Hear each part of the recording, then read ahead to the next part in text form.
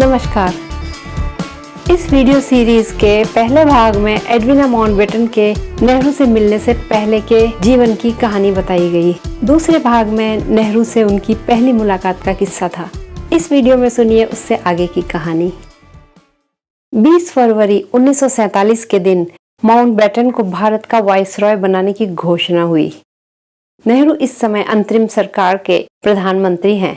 वे 57 वर्ष के हैं। एडविना 45 वर्ष की हो चुकी है और माउंटबेटन 46 वर्ष के हैं। एडविना और उनके पति का रिश्ता रोमांटिक तो नहीं है, परंतु विवाह को 25 वर्ष हो चले हैं, तो साथ रहते रहते एक दूसरे को बेहतर समझने लगे हैं और दोनों के बीच परस्पर स्नेह और आत्मीयता का बंधन है। एडविना पहले भी भारत आ चुकी थी। तब उन्होंने यहाँ के अस्पतालों का दौरा किया था और इस मनमोहक विस्मयकारी देश के प्रति उनके मन में सद्भाव था। इसलिए वे खुशी खुशी लॉर्ड माउंटबेटन के साथ दिल्ली चली आई। सदियों के बाद ब्रिटिश राज खत्म होने जा रहा था। भारत में पिछले 30 वर्षों से गांधी और नेहरू के नेतृत्व में आजादी के लिए अहिंसक आंदोलन चल रहा था, जिसने अंग्रेजों को भारत छोड़ने के लिए मजबूर कर दिया था। माउंटबेटन की जिम्मेदारी मुस्लिम लीग द्वारा मांगे गए और ब्रिटिश सरकार और कांग्रेस द्वारा स्वीकार किए गए विभाजन का विवरण तैयार करना और उसे लागू करना था। 15 अगस्त 1947 का दिन सत्ता हस्तांतरण के लिए निर्धारित किया गया। माउंटबेटन ब्रिटेन के राजघराने के प्रतिनिधि हैं। उनके भारत में ब्रिटेन से भी ज्यादा राजसी ठाठ हैं। 15 अगस्त के बाद वे भारत के वाइसरॉय से यहाँ के पहले गवर्नर जनरल बनने वाले हैं। माउंटबेटन सत्ता छोड़ने की जटिलताओं पर काम करते हैं और एडविना स्वास्थ्य, आवास और शिक्षा सुधार के लिए भारतीय लोगों के साथ काम करती हैं। वे यहाँ अलग अलग चिकित्सा और जन कल्याण संगठनों के नेताओं से मिलती हैं, उनसे आपसी सहयोग बढ़ाने की शिरकत करती हैं ताकि अंग्रेजों के जाने के बाद एक कुशल प्रणाली कायम रहे। माउंटबेटन के भारत आने के 5 महीने बाद सत्ता का हस्तांतरण होता है। लंबे समय से प्रतीक्षित 15 अगस्त की मध्य रात्रि को आजादी की घोषणा होती है और दिन में राष्ट्रपति भवन पर ध्वज फहराया जाता है। दिल्ली में पूरा दिन धूमधाम से मनाया जाता है। हालांकि पंजाब और बंगाल में दंगे हो रहे थे और गांधी दंगे रुकवाने के लिए कलकत्ता पहुंचे हुए थे। भारतीय ध्वज पहली बार सार्वजनिक रूप से इंडिया गेट के पास पार्क में फहराया जाता है। समारोह को देखने के लिए 5 लाख से अधिक लोग वहां एकत्र हुए, जबकि दिल्ली की जनसंख्या मात्र 7 लाख के करीब है।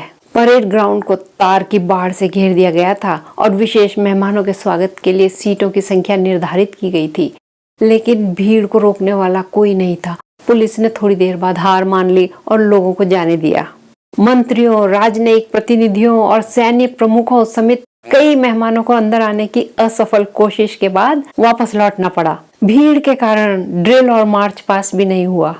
इस उत्साहित भीड़ के साथ आजादी मनाते हुए माउंटबेटन और नेहरू को खोए हुए बच्चों की और भीड़ में फंसी महिलाओं की भी मदद करनी पड़ी। उस शाम एक राजकीय भोज का आयोजन होता है, जिसमें एडविना और माउंटबेटन लगभग 3000 मेहमानों का स्वागत करते हैं। माउंटबेटन अपने मेडल रिबन के साथ पूरी शाही पोशाक में है और एडविना लाल और सफेद नीले रंग का सैश कंधे पर डाले, हीरे जड़े टियारा और हार पहने सोने के ब्रोकेड वाले गाउन में है। उस शाम के सबसे विशिष्ट अतिथि हैं देश के पहले प्रधानमंत्री जवाहरलाल नेहरू। एडविना और नेहरू पहले भी जन कल्याण की नीतियों से संबंधित मुद्दों पर चर्चा करने के लिए मिल चुके हैं, लेकिन उस रात एडविना नेहरू पर मोहित हो जाती हैं। आकर्षक, सुसंस्कृत, ज्ञानवान, साहसी नेहरू शब्दों के धनी तो हैं ही, साथ ही वे निष्कपट और शिष्टाचारी भी हैं। योग अभ्यास और एक्टिव लाइफस्टाइल के चलते वे इस उम्र में भी फिट और सुडौल हैं। बंद गले की सुंदर जैकेट के बटन होल में अक्सर गुलाब का फूल लगाए रहते हैं। सत्ता हस्तांतरण के बाद माउंटबेटन दंपति लगभग 1 साल तक भारत में रहे। इन महीनों के दौरान एडविना और नेहरू के बीच प्यार और मित्रता का संबंध गहराता गया। आजादी के साथ साथ भारत के पार्टीशन का दुखद समय भी था। एडविना ने भारत में रहते हुए रेफ्यूजीज की, गरीब, बीमारों की, कोढ़ पीड़ितों की बिना भेदभाव के सहायता की। इससे नेहरू की नजरों में उनका स्थान और ऊंचा हो गया। नेहरू और एडविना का अब तक का जीवन एक दूसरे से बिल्कुल ही अलग तरह का था। एडविना ब्रिटेन की एक अमीर सोशलाइट थी। विवाह के बाद उनके करीब 15-16 प्रेमी रह चुके थे।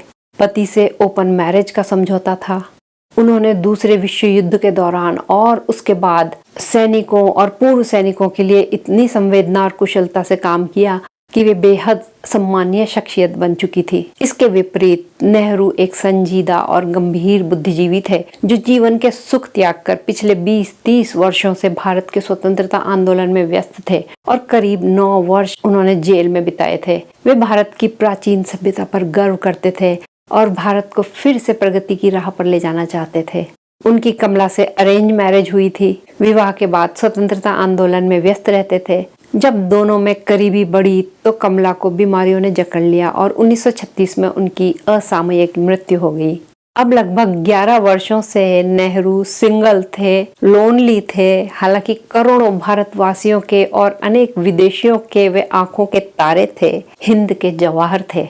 एडविना ने दिल्ली में रहते हुए प्रधानमंत्री के निवास पर आना जाना शुरू कर दिया। जब दिल्ली का तापमान 42 डिग्री तक बढ़ जाता था, तब भी नेहरू के बरामदे में ठंडक रहती थी। वहाँ का शांतिपूर्ण माहौल और नेहरू की बातों से एडविना को बड़ा सुकून मिलता था। नेहरू के साथ वो खुलकर बात करती, अक्सर हंसती, कभी कभी रोती भी थी। वे भावनात्मक रूप से नेहरू के इतने करीब आ गई जितनी वो अपने पति माउंटबेटन की भी नहीं थी। एक शुरुआती मुलाकात के बाद वे पत्र लिखती हैं, मुझे आज सुबह आपको जाते हुए देखना बिल्कुल अच्छा नहीं लगा।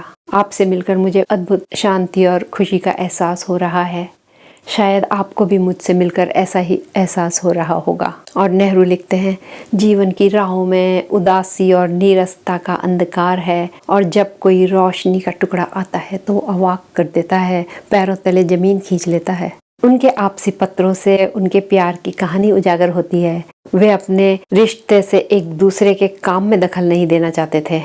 एक पत्र में एडविना लिखती हैं, हमने जो भी किया या महसूस किया उसे कभी आपके और आपके काम के बीच या मेरे और मेरे काम के बीच नहीं आने देंगे, क्योंकि उससे सब कुछ बिगड़ जाएगा। माउंटबेटन का कार्यकाल जून 1948 में खत्म हुआ। अब इंग्लैंड लौटने का समय था। एडविना ने सब राजसी औपचारिकताएं निभाई, लेकिन वो बहुत उदास और खोई हुई महसूस कर रही थी। माउंटबेटन की फेयरवेल स्पीच में नेहरू उनकी प्रशंसा करते हैं। एडविना के लिए वे कहते हैं, भगवान ने या किसी जादुई परी ने आपको सौंदर्य, बुद्धिमत्ता, ग्रेस, चार्म और वाइटैलिटी जैसे गुणों से नवाजा है। ऐसे व्यक्तित्व वाली महिला कहीं भी जाए सम्मानीय ही होगी। लेकिन इन गुणों के साथ साथ आपको एक और दुर्लभ देन मिली हुई है और वो है मानवीय संवेदना, मानवता से प्यार और पीड़ित और परेशान लोगों की सेवा करने की प्रबल इच्छा। इन गुणों का अद्भुत मिश्रण आपको एक रेडिएंट पर्सनालिटी और हीलर्स टच प्रदान करता है। माउंटबेटन के भारत छोड़ने के बाद भी एडविना और नेहरू का प्रेम बरकरार रहा। लेखक और लिटरेरी एजेंट एंड्रू लोनी के अनुसार यह रिश्ता एडविना के लिए ज्यादा गहरा था। एडविना और नेहरू एक दूसरे को रोज पत्र लिखते थे। एक पत्र में नेहरू लिखते हैं कि एडविना उनकी प्रेरणा है और पत्र लिखने से उन्हें सुकून मिलता है। वे लिखते हैं कि प्रधानमंत्री की जिम्मेदारियों का बहुत बोझ होता है, लेकिन एडविना से बात करके ये बोझ हल्का हो जाता है। नेहरू शब्दों के जादूगर तो थे ही, वे अपना प्रेम प्रदर्शित करने के लिए कविताएं गढ़ते थे जो कोमल भावनाओं से ओतप्रोत होती थी। एडविना अपने पत्रों में खुलकर अपने सुख दुख बयान करती है। मई 1949 के एक पत्र में वे लिखती हैं, आपने मुझे वो सब कुछ दिया जिसके लिए मैं तरस रही थी, खुशी, संतुलन और गम भी। लेकिन हम इसका कारण जानते हैं और हम इसे नहीं बदलेंगे। जीने के लिए और भी असीमित पावर और जीवन में और भी पर्पस है। एडविना का प्रेम पूरी तरह से नेहरू के प्रति समर्पित था। वो उनकी बुद्धिमत्ता, साहस और शिष्टता से अत्यंत प्रभावित थी। साथ ही नेहरू एडविना को अपने बराबर का मानते थे। एडविना की समझदारी, अनुभव और अपने काम के प्रति उनके लगन के लिए उनका सम्मान करते थे। इसलिए एडविना उस समय के अपने देश के राजनीतिक माहौल पर प्रतिक्रियाएं भी भारत के प्रधानमंत्री को बताती थी। विदेश में हो रही घटनाओं पर भी अपनी राय देती थी। उनके पत्र बताते हैं वो कितनी आजाद सोच की महिला थी। नेहरू और एडविना व्यस्त रहने के बावजूद एक दूसरे से मिलने का प्रावधान बना लेते थे। नेहरू जब मीटिंग्स अटेंड करने लंदन जाते थे तो एडविना से मिलते थे और एडविना तो 1950 से 1960 तक हर साल साउथ ईस्ट एशिया से संबंधित कार्यों के सिलसिले में कम से कम एक बार भारत जरूर आती थी। इतिहासकार फिलिप जिगलर के अनुसार यह रिश्ता एडविना माउंटबेटन की मृत्यु तक कायम रहा। अत्यधिक प्रेमपूर्ण, रोमांटिक, भरोसेमंद, उदार, आदर्शवादी, यहाँ तक कि आध्यात्मिक भी। यदि उनके बीच कोई फिजिकल रिलेशनशिप था तो वो दोनों के लिए शायद ज्यादा महत्वपूर्ण नहीं था। माउंटबेटन की बड़ी बेटी पामेला माउंटबेटन ने अपने संस्मरण इंडिया रिमेम्बर्ड में नेहरू के साथ अपनी मां के रिश्ते के बारे में लिखा है। उनके अनुसार ये रिश्ता प्लेटोनिक ही रहा, हालांकि उनके बीच गहरा प्यार था। इन वर्षों के दौरान एडविना और माउंटबेटन के बीच संबंध भी सौहार्दपूर्ण ही रहा। जिगलर का कहना है कि माउंटबेटन को इस रिश्ते से कोई आपत्ति नहीं थी, बल्कि वे खुश थे। वे नेहरू को पसंद करते थे और उनकी प्रशंसा करते थे, और उनके लिए ये अच्छा था कि एडविना अब खुश मिजाज रहती थी। 1952 में एडविना को रक्तस्राव के बाद खतरनाक सर्जरी से गुजरना पड़ा, तो उन्होंने नेहरू के लिखे पत्र अपने पति को सौंप दिए। एडविना को डर था कि उनकी मृत्यु हो जाएगी, इसलिए अपने पति को लिखकर बताया कि नेहरू के पत्र कहाँ रखे हुए हैं। माउंटबेटन को एक सीलबंद पत्र दिया जिसमें लिखा, आपको पता चलेगा कि ये टिपिकल जवाहर के पत्रों का संग्रह है, जो दिलचस्प बातों और तथ्यों से भरा हुआ है, और ये सच में ऐतिहासिक दस्तावेज हैं। कुछ पत्रों में तो कोई पर्सनल बात ही नहीं है, दूसरे एक तरह से प्रेम पत्र हैं, लेकिन आप स्वयं हमारे इस अनोखे रिश्ते को पहचानेंगे जो अधिकांशतः आध्यात्मिक है। पिछले कुछ वर्षों में नेहरू मेरे जीवन में बहुत मायने रखते थे, और मुझे लगता है मैं उनके जीवन में। हमारी मुलाकातें दुर्लभ और हमेशा क्षणभंगुर रही, लेकिन मुझे लगता है कि मैं उन्हें और शायद वो मुझे उतना समझते हैं जितना कोई भी दो इंसान कभी भी एक दूसरे को समझ सकते हैं। माउंटबेटन ने पत्र पढ़े और एडविना के ठीक होने के बाद उसे बताया कि वे हमेशा नेहरू के लिए एडविना की भावनाओं को अच्छी तरह जानते थे। एडविना जब मौत के मुंह से वापस आई तो उनके पति बहुत खुश हुए। इस प्रकार यह अजीब सा रिश्ता एडविना के अंतिम दिनों तक जारी रहा।